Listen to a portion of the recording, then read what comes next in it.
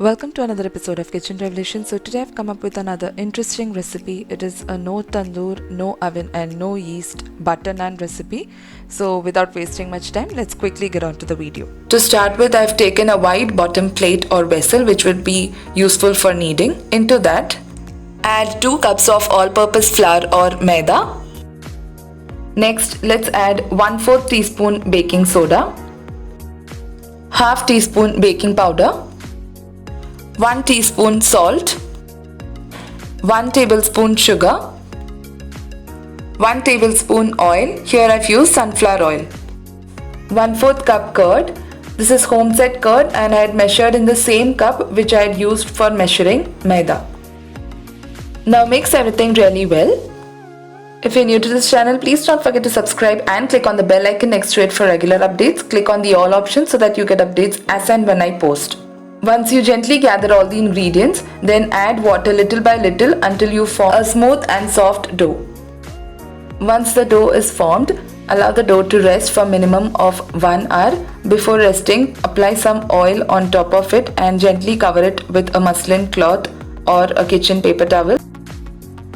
Now after 1 hour, knead the dough slightly to remove air bubbles if any and pinch a ball-sized dough. Now roll the doughs and keep them covered aside. Now before rolling out the naans, gently coat your work surface with little bit of oil so that the dough doesn't stick to the work surface.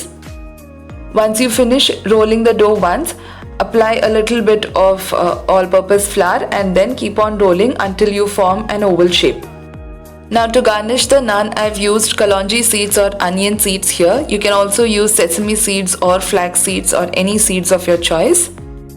Sprinkle them on top of the rolled out dough and then roll once again so that the seeds stick onto the top surface. While rolling out, please also keep the size in mind. It should not be larger than your tawa size. Once you finish rolling, flip the naan and grease the other side with some water. Make sure you coat water uniformly. So meanwhile, we'll allow the tawa to become nice and hot. Apply some water on the tawa also. An important tip to remember, please note that the tawa should not be non-stick. Please try to use aluminium or cast iron tawas. Slightly press the naan. This will help it to stick onto the tawa, and when you flip the tawa upside down, it will be intact. Now why I mentioned that you should not be using a non-stick tawa is that once you flip the pan, if it is non-stick, the naan will fall onto the stout top. So it is better to use metallic ones. Cook the naan directly on flame until it puffs up and turns golden brown in color. Once the top portion is browned, rub some butter so that it remains soft. Instead of plain butter, you can also prepare a mixture along with garlic, butter and coriander leaves for garlic naan. I'll show you the back side as well. It has crisped and browned to perfection, and at the same time it is soft on the top portion. It tastes same as restaurant style tandoor naans. Enjoy it with some butter chicken or matar paneer or any gravy of your choice. I hope you all liked this video. If you all liked it, please do not forget to share your feedback in the comment section below, and thank you for watching Kitchen Revolution.